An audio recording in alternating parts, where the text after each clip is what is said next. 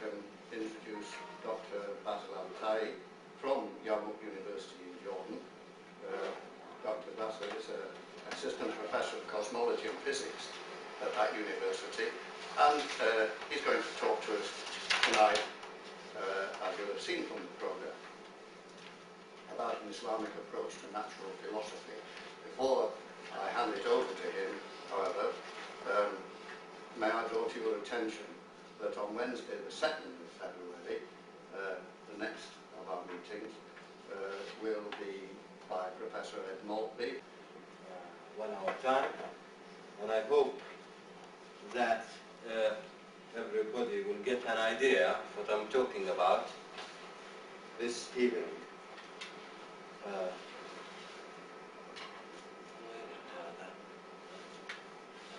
lost the screen here.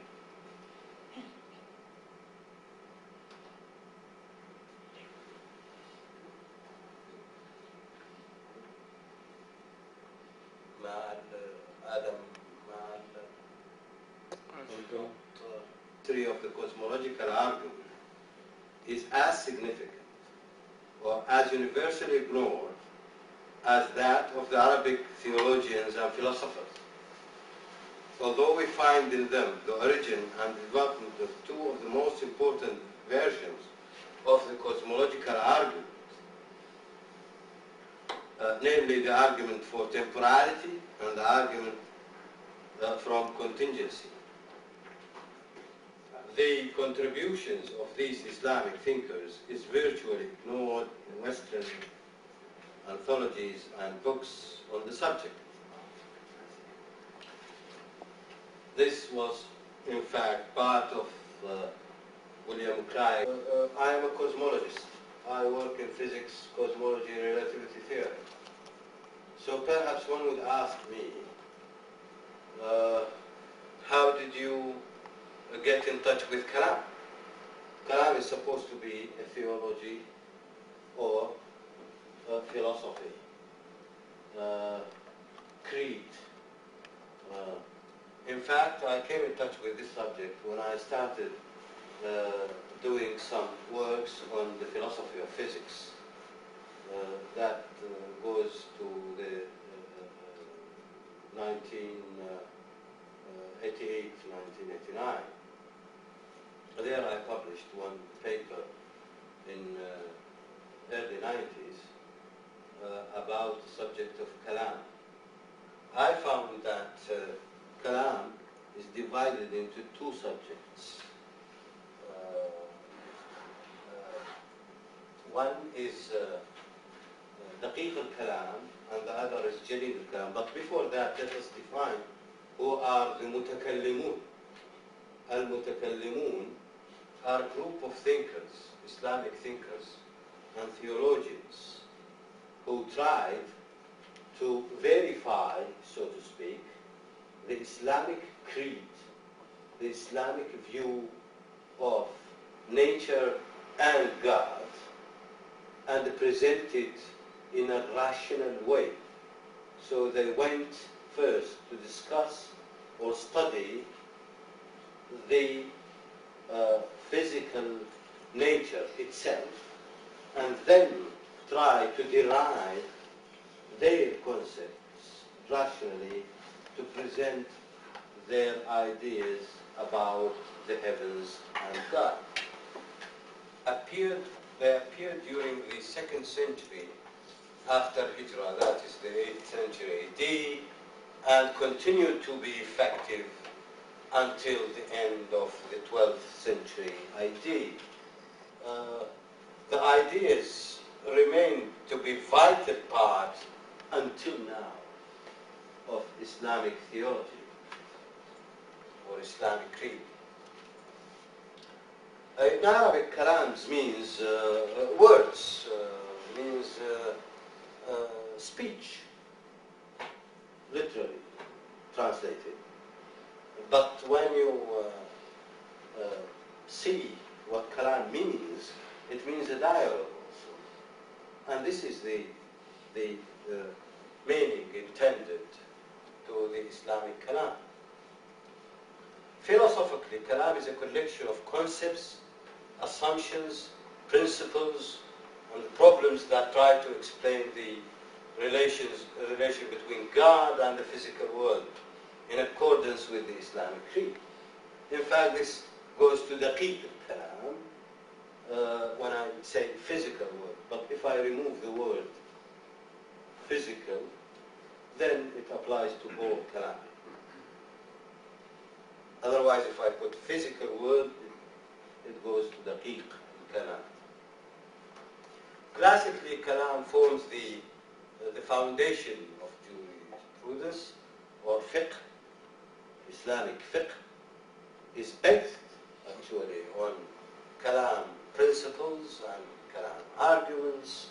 That's why it's also important for the Islamic Sharia. Kalam forms usul al-fiqh, the foundation of fiqh. There are two divisions of Kalam. We have Jaleel al-Kalam, literally the coarse Kalam, the coarse, the great Kalam, and Daqīq al-Kalam, the fine Kalam. Jaleel al-Kalam deals with problems related to the divine attributes, resurrection of dead, the questions related to the divine knowledge, will and power, etc. So here comes the question of man's free will and the counter-proposal of self-acquisition of human action as proposed by one group of mutakallimun. Whereas Daqīq al-Kalam deals with problems of natural philosophy, creation or the eternity of the universe, space, time, motion, and matter are subjects of Daqīq al-Kalam. Also, we have the question of causality, and this poses the subject of the validity of physical laws. In fact, I can confidently say that subjects of Daqīq al-Kalam are still virgin subjects. No much studies has been done till now, although we have two big references in English. Most important of them is the Harry Wolfson, The Philosophy of the Kalam, a book of 800 pages. But there are much work to be done on this subject. With all respect to the works that has been done until now, I still feel that this subject is virgin. The reasons for the rise of Kalam was originally, in my opinion, this is my own, in fact, opinion, which I don't find many people disagreeing with me, that the first was internal. The different Islamic factions went different, or adopted different approaches to the verifying the Islamic creed. Also, there is another subject which is most important now, and that is the second reason I put it. I call it the natural mutation or the back reaction of the Muslims to the new ideas and thoughts they faced when they become in contact with the new nations and civilizations they conquered during the early days of Islam. As you know, Islam spread within a very short time to the east, through Persia, to India, etc., and China, and from the west they tried to conquer the Anadolu and maybe East Europe, and through Africa, north of Africa. Here they came across in new ideas, new philosophies, and they had to convince other nations that their message is correct, and they have the right approach to understand God and nature. This contact created a dialogue between civilizations rather than a clash of civilizations. It's quite unfortunate and disappointing that humanity now, at this age, 13 centuries after that great experience, comes to the state of no choice other than the clash of civilizations, according to the American strategist Samuel Huntington.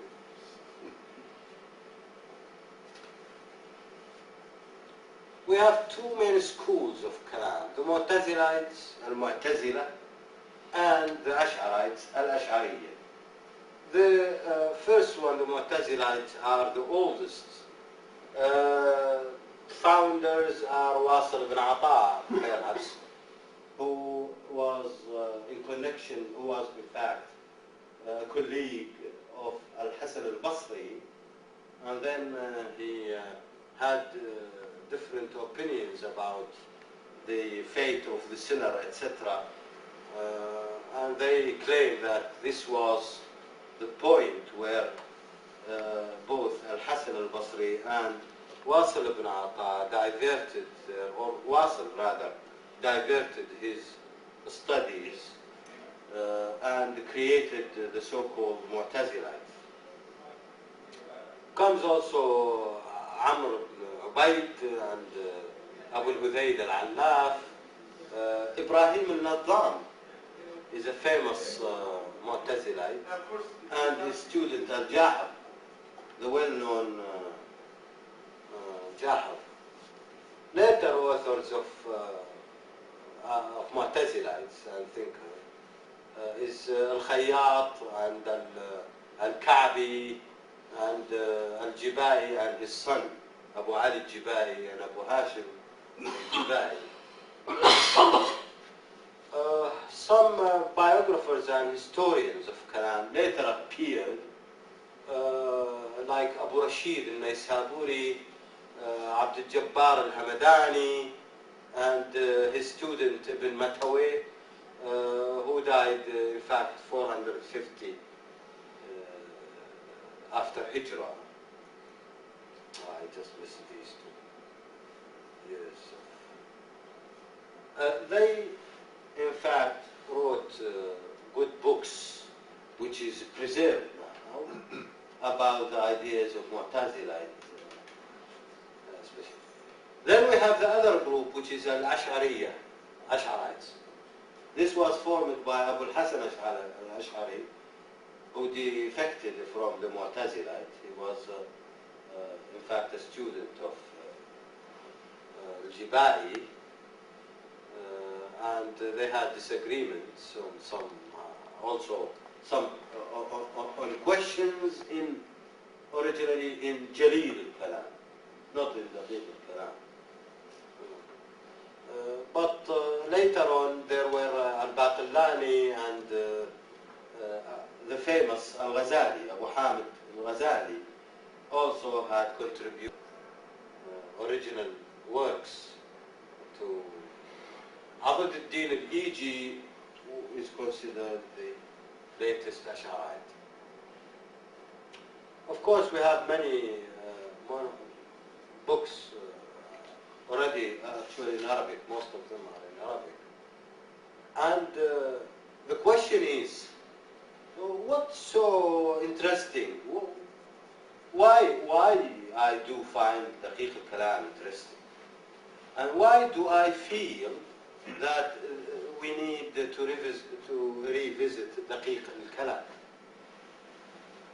To answer this question, in fact, one, we spot clearly that the subjects of modern physics, concepts, problems, have a common base with the concepts, problems in Daqīq al-Kalam. later. In fact, although دقيق الكلام is over 1,000 years old, but you can say that there are many concepts which echoes epistemologically, and I insist epistemologically at least, to some modern ideas and concepts. So we seek for any common understanding, if any, and some, in fact, resources of the original source of Kalam is different from, rather I would say the approach of Kalam is different from the approach of philosophers. If we look at Mutakallimun, we see that they start from the Quran, the divine revelations, and through reason they try to describe the world. So according to the Mutakallimun, we should conceive the world, the physical world, according to the stipulations of the Quran, through the interpretation given to these stipulations or relation, through reason. Whereas, so we have God, reason, and the physical world.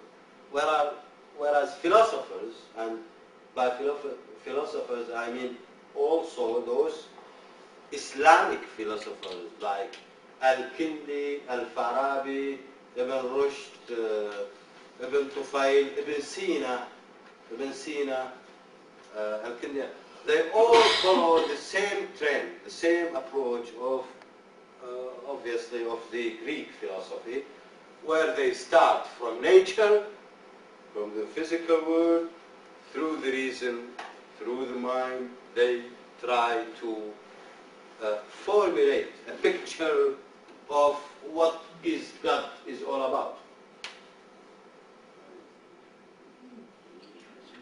This is mainly the theme.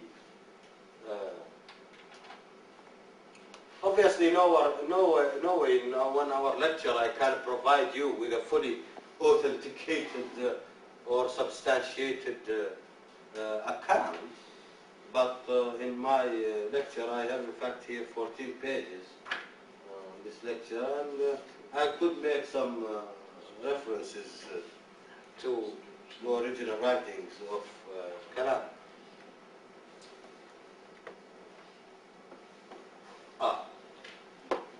In fact, we can spot or designate 5 main principles on which most Mutakallimun, Mu'tazilite and Ash'arite agree. This is the base for all Daqīq al-Kalam, these 5 principles. The first is the principle of creation. All Mutakallimun believe that the world was created out of nothing. Obviously, there are some who believe that it was created out of an existing or pre-existing form of matter. Correct. But they all agree that in this physical form, as we see it, the world is created, temporal and contingent. Recently, William Craig, in his book, The Kalam Cosmological Principle, he quotes original contributions of the Mutakallimun on this subject, and indeed, I found the man fair in attributing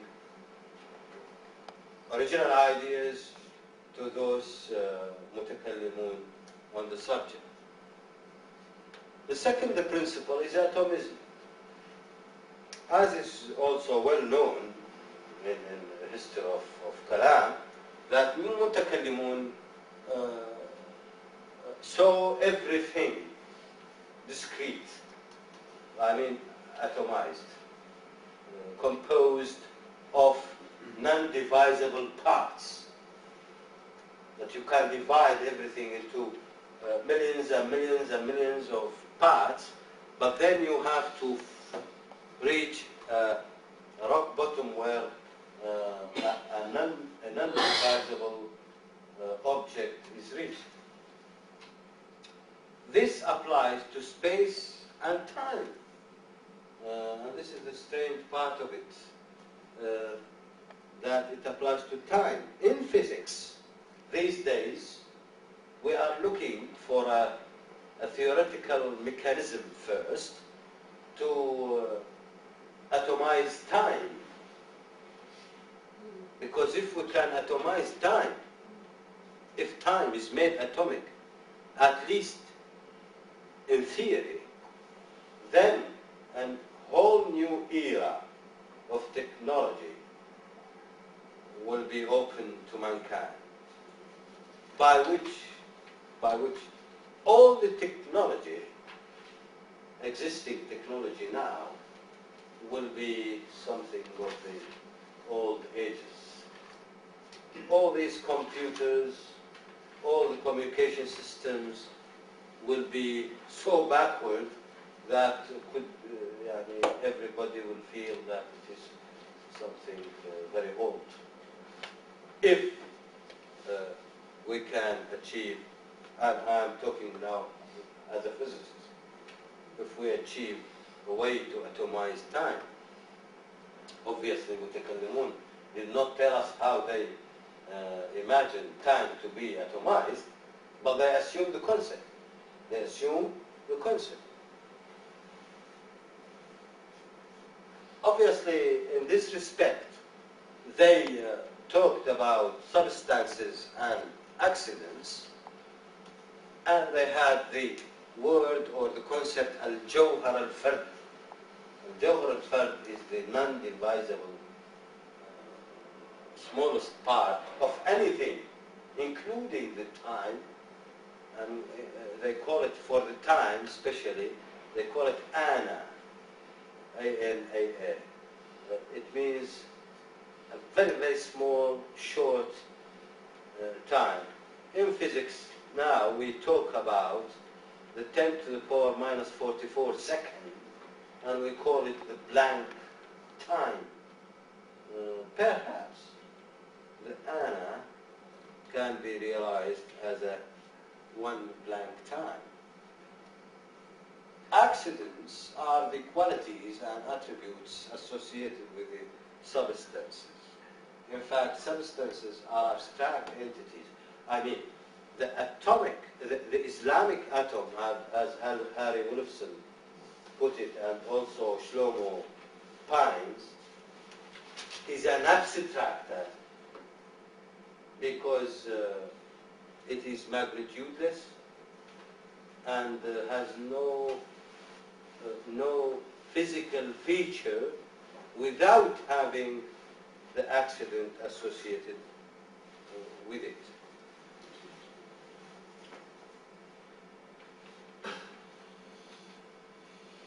Well, the Quran stipulates that God is live and permanent.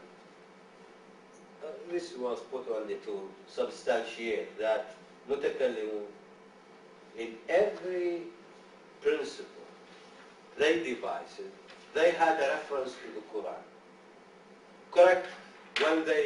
It's a fact that when they discussed their principles with the others, non-Muslims, they didn't substantiate it by the Quran, because simply non-Muslim would say, well, this is your Quran, not mine.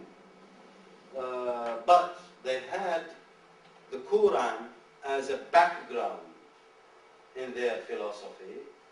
When you look at their writings, like Ibn Hazm in his book Al-Fisal, bin Hazm al-Zahiri, he substantiates his work with stipulations or ayat of the Quran.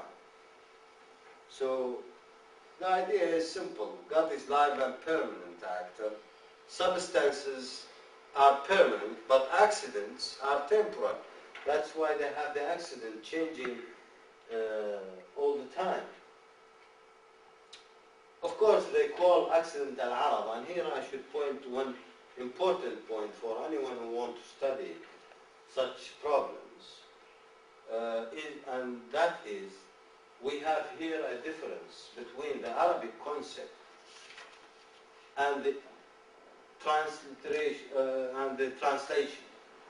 I mean, even as a concept, when you look at, for example, book of Harry Wolfson, he talks about the Greek analog. He doesn't say the analog. He talks about the Greek origin of a concept, like, for example, like Aada. Aada is custom. If it is literally translated, it is custom. And obviously, Aristotle talked about this concept. But Aada, according to Mutakallimun, is different from custom according to Aristotle. Same happens with the substance and accident. A substance is not necessarily the jawahir or jawhar al-fard. Not necessarily. Accidents are not necessarily al-a'raf. Arab or a'rab is different from accident or accidents in concept, in the used concept, in the so-called dynamical concept. We have a difference. And here we need to dwell, we need to dig the subject again and see whether it was fair to compare such. In the Quran, God is a sustainer of the world. So therefore, Muslim believes that he recreates, or mutakallim, recreates the world every moment. So we have a continuous recreation. You see this brown car, mutakallimun says this brown bag, it only looks brown continuously because the color, this brownish color, is always recreated billions times each second. Billions of times each second. That's why you see it continuously. In fact, this is just put to substantiate or to give reason for the existence of God as a sustainer of the universe. Or it originates rather from the idea that God is the sustainer of the universe. Then we have the third principle, which is indeterminism. Mutakallimin thought of nature or natural laws or physical observations, to be more accurate, as being indeterministic. That's to say, there is some uncertainty always about the validity of natural laws. Natural laws, according to Mutakallim, are not determined to happen. Events are not always determined to happen. God can change the law any moment. And this is a basic difference between Mutakallimun and philosophers. This brings the question again of causality.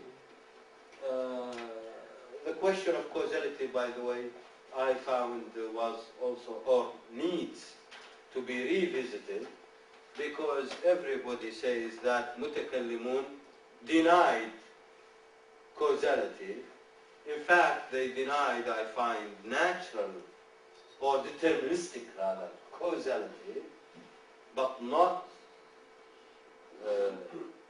the cause and effect relationship or sequence. They didn't deny the cause-effect relationship. They denied that cause or effect happens in a determined way.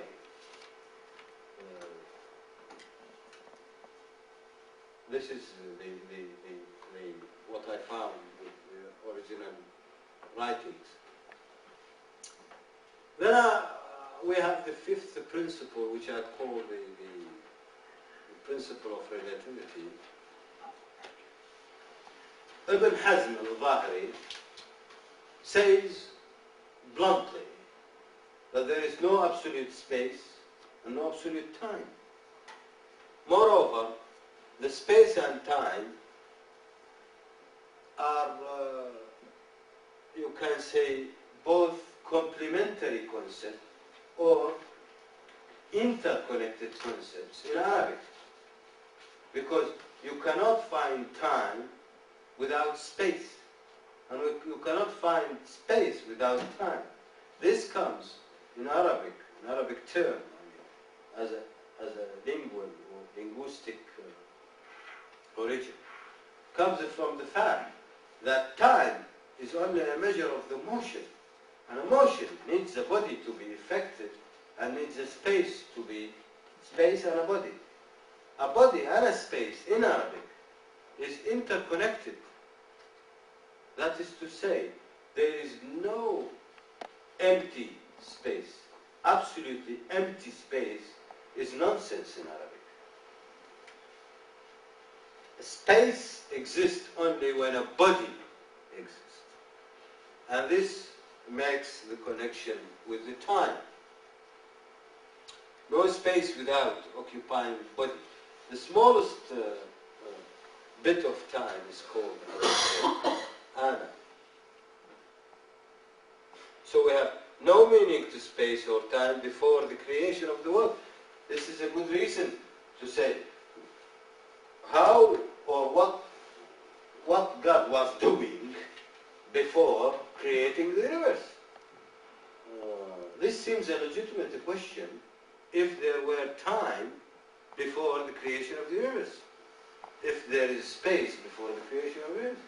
But once you connect space and time to the existence of matter, and you deny an existence for space and time before that, then you are clear at the point by saying that this question is meaningless. It is indeed meaningless, the question what God was doing before creating the universe, because there is no before for the creation of the universe. There is no before. There's only after.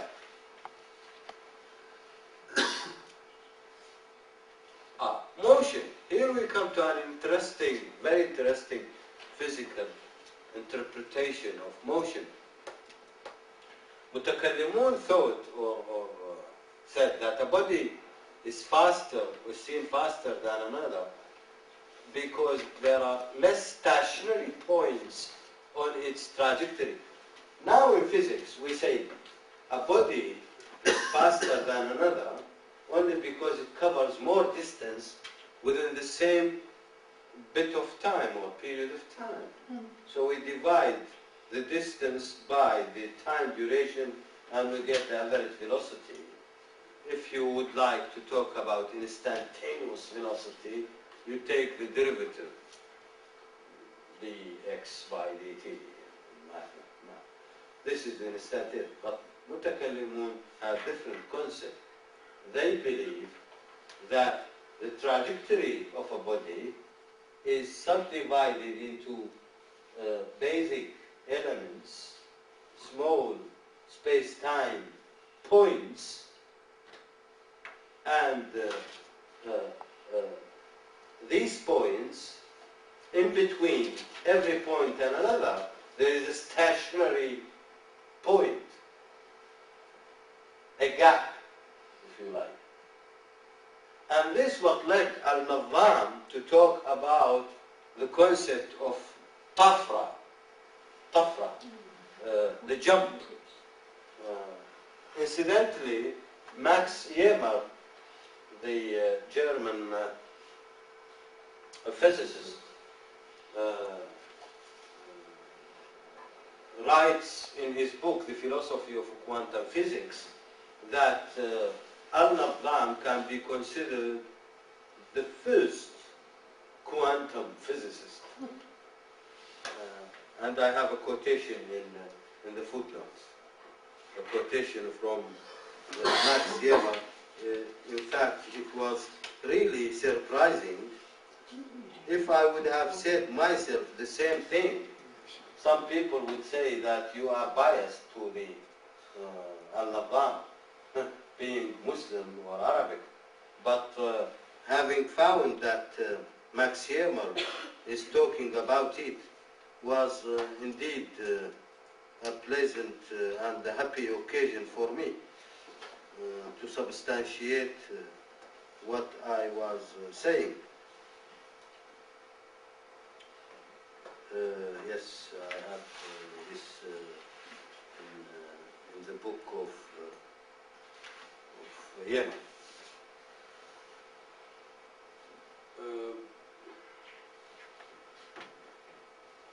It's true that different schools of Kalam present. By the way, perhaps I am, one would say, true, but perhaps you are oversimplifying the problems. As we know, there were different factions of Mutakallimun, different schools. And within the same school, say, Mu'tazili or Ash'ari, they have different factions also. So how could you say that Daqīq al-Kalam forms a whole natural philosophy, Islamic philosophy? I do not claim, in fact, that, or I cannot claim that Daqīq al-Kalam form one whole philosophy of nature. What I claim is that there are some basic trends in Kalam, in Daqīq al-Kalam, which may contribute originally to the natural philosophy of present day through the principles, the 5 principles I was talking about. By the way, if this lecture was delivered, say, 100 years ago, 1905, many people would say, Dr. Altai, you are talking nonsense. Correct? It is. These are principles. These principles are found in the Kalam books. But unfortunately, nature is not discrete. It's continuous. Time is continuous. The universe is eternal. It's not created. Laws of physics are deterministic. Space and time are separate, and we have absolute space and absolute time. But after 1905, I can say after 1911, after Niels Bohr discovered the quantization of an atom, and after Einstein put his theory of relativity, and after Werner Heisenberg discovering the uncertainty principle, and after Erwin Schrödinger or Max Born discovering the indeterminism of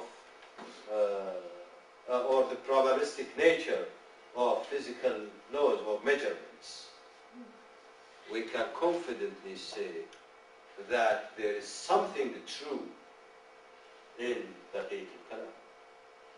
Without that, obviously, دقيق الكلام would have been nonsense. In no way I claim that the philosophy of the Kalam forms an integrated body that can be found within one individual mutakallim. No one mutakallim would describe دقيق الكلام properly, nor that it forms a complete modern philosophy of nature. But some thoughts of mutakallimun, namely دقيق الكلام, echoes with some contemporary concepts and principles of modern physics. In fact, in the written version I have written epistemologically, just to be accurate, not to mix between the modern physical concepts and the epistemological content of it, because obviously no mutakallim would represent a modern physicist.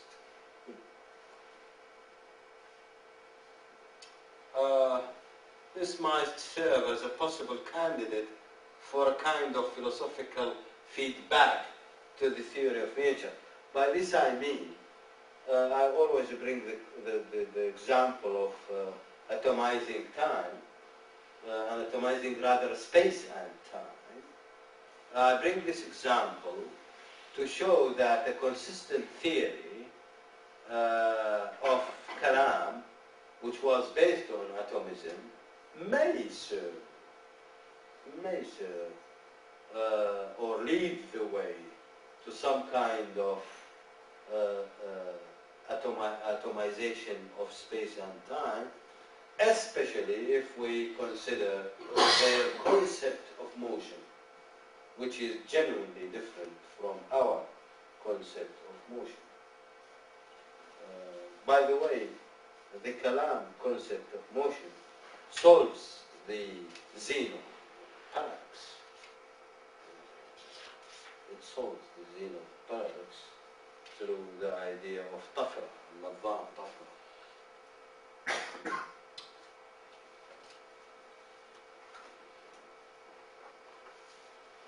There are few problems that can be worked out by any interested person, by the way. I find not much work being done, while I find much resources, much writings about these problems in Arabic literature or in Kalam literature. Not much translated into English, unfortunately. But perhaps we can start a whole trend of studies of some original works within which some really original works can be done. These problems are the most prominent in front of me now, but there may be many. The first one, as I said, is the discreteness of time. I think I talked much about it. We don't need to dwell on that again. Then there is the question of causality. This is another problem which can lend itself to serious studies. Also, the diversity of the concepts involved has caused widespread confusion. I believe that, or I claim that there is the whole subject is confused. Some historians of philosophy have misconception about this problem. They claim that mutakallimin have denied causality, which is not true in my opinion. But the flat rule is that God has absolute free rule, flat rule in causality, that has absolute free will, and He is the sustainer of the universe. He created. Nature cannot act consistently on its own. You see, here, now, if you ask any quantum physicist, and you ask him, if the physical laws, if physical laws are not deterministic, what does that mean? It means, in fact, that one has to assume some kind of another supernatural force, as Paul Davies called it. A supernatural force is playing all the game. A prominent physicist like Paul Davies, who was in fact, when I was a PhD student at Manchester University, he was just beginning his life. That was in the mid-70s with his students. In fact, I consider myself as one of his students. I found Paul Davies, who was for some time, he was completely atheist, especially during the 70s at least, and his book, Space and Time in the Modern World, substantiated this fact. Once in a discussion, he was blaming religious peoples for preventing mind from proper thinking. And I said, well, sometimes you find in religion some thoughts which provoke you to think properly, rather than prevent you from thinking properly. But it depends how you interpret the verses of the Old Testament or the New Testament or the Quran. It depends on your interpretation. The third problem, well, this is subject of causality. I think I have given it enough time. The third problem is the eternity of the universe. As every cosmologist now agree, all cosmologists agree, that the universe was created some time ago. In fact, they estimate 10 to the power, or let's say 15 billion years ago, between 10 and 20 billion years ago. And this concept was already, in fact, suggested by Kalam. The most interesting point is the discussions of Al-Ghazali. Al-Ghazali discussed the question by, in fact, saying that the universe, by asking the question, can the universe be larger or smaller than its present shape? This question was asked by Ghazali centuries ago. And in his book, the very famous book, The Incoherence of the Philosophers, he reaches the result after lengthy discussion. He concludes by saying that, yes, the universe can be larger, can be smaller, because God has the absolute free will. Moreover, Al-Ghazali says or asks the philosophers a question: what do we have beyond the universe? Do we have matter or vacuum? If they say matter, if the philosopher would answer by saying, yes, we have matter beyond the universe, then Ghazali says, why not being part of the universe? And if they say vacuum, then this contradicts the Aristotle principle that vacuum do not exist. So he answers by saying, there is none, because the universe itself exists wherever matter exists. And again, the question of what is beyond the universe is very similar to the question, or rather originates from the same point to question whether what God was doing before creating the universe. So he says it is a meaningless question. Thank you for listening to me, and I thank the Institute, by the way, for giving me this chance to talk to you and explain these ideas. Your questions will be welcomed within the next, say, 25 minutes or so. Thank you.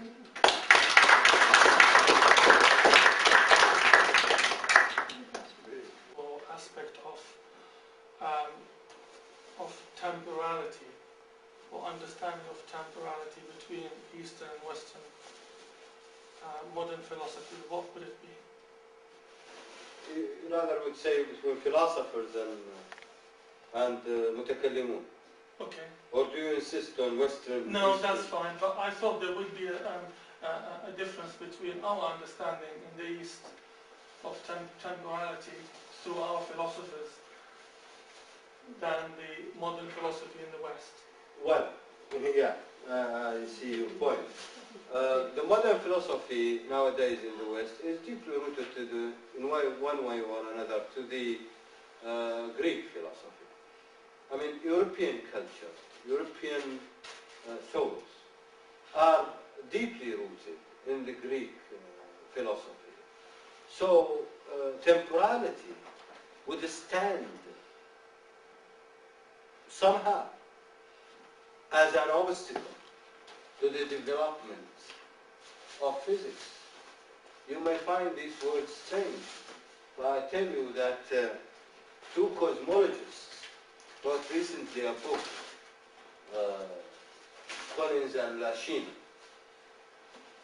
a book, Cosmology, by John Wilder and Son. In the introduction, they say that believing in an ordered universe, ordered and eternal universe, delayed the discovery, I mean in the West, delayed the discovery of an expanding universe for about half a century. This is in their book Cosmology by Lachine and Collins. I have the full reference for the book. So, in my opinion, the very same frame, if you like, having the Western thought being deeply rooted to eternity, with the Greek eternity, it's somehow preventing from developing a discrete time, and therefore a clear realization of temporality. That's my opinion. Thank you very much for a very thought-provoking set of ideas. Now I speak as a non-scientist, but it seems to me that the mere fact that we're not capable of visualizing or expressing the causality that might obtain in the universe doesn't mean to say it's not there. So it seems like there seem to be two escape routes from my skeptical point of view. One is a sort of religious one that all the sort of Tawheed people have, which says this is wonderful. The causality principle doesn't exist, and this opens the way for the free will of a creator. And then there's another atheistic sort of cop-out that says that the universe is based on something tantamount to gambling, which some deep inner instincts suspect is quite wrong. But I don't want to lose my optimism that it is possible to get to grips with the actual causality of the universe. The mere fact, like the weather, yeah, we can't predict it on gambling principles, probability principles. But in time, it must be at least possible to accumulate all the mini causalities that actually make the weather on a given day, for example. Correct. This is, may I comment by saying, that what I fully agree with what you have said. But unfortunately, we have no means to discover these so-called hidden variables. Hidden variables in physics, when quantum theory appeared and the concept of probabilistic laws of physics appeared, David Bohm, the German physicist, devised a theory called hidden variables theory, by which he tries to are projected as being very much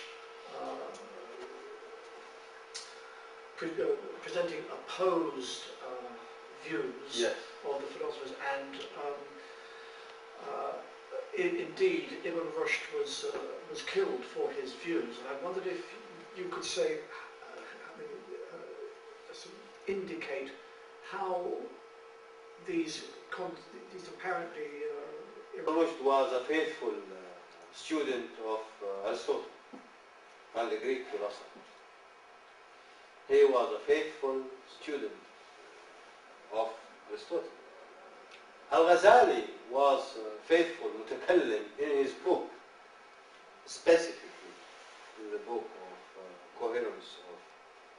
Both do reflect, yes, I agree with you, do reflect the Islamic or Islamic views, though different, though conflicting, though apparently opponent of each other, but both reflect some kind of interpretation of the Quran. The Quran can be interpreted differently, as you well know, and accordingly will have different opinions. What I admire is the frame of reference